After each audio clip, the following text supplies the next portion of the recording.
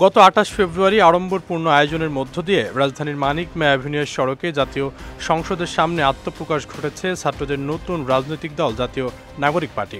দলটির প্রধানের দায়িত্ব পেয়েছেন জুলাই আগস্ট গণঅভ্যুত্থানে অনন্য অবদান রাখা নাহিদ ইসলাম। সরকারের উপদেষ্টার পদ থেকে পদত্যাগ করার পর দলের দায়িত্ব নিয়েছেন তিনি।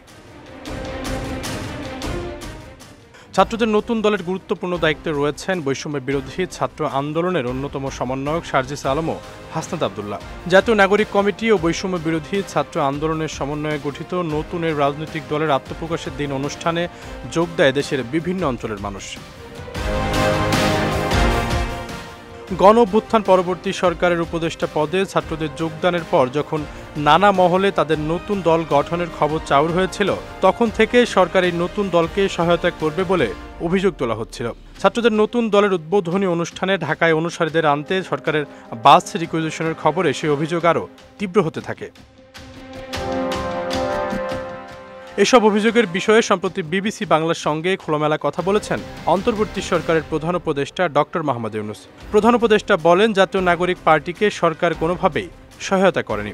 সরকারে থাকা ছাত্রদের ৩ প্রতিনিধির একজন রাজনীতি করার মনস্থির করেছেন এবং তিনি পদত্যাগ করে দলের দায়িত্ব নিয়েছেন।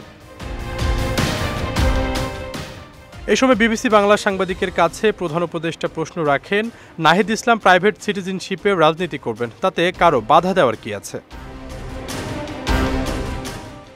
এরপর বিবিসি বাংলার সাংবাদিক প্রধান উপদেষ্টার কাছে জানতে চান, আপনি দায়িত্ব নেয়ার পরে বিভিন্ন সময় বলেছেন যে ছাত্ররা আপনার বা আপনাদের নিয়োগকর্তা, সে কারণেই কি তাদের রাজনৈতিক কর্মকাণ্ডের প্রতি সরকারের একটা সমর্থন রয়েছে?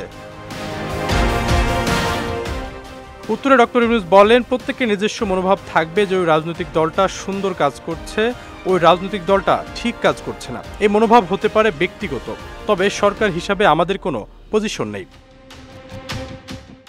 আশরাফুল ইসলাম, বিজয় টিভি, ঢাকা।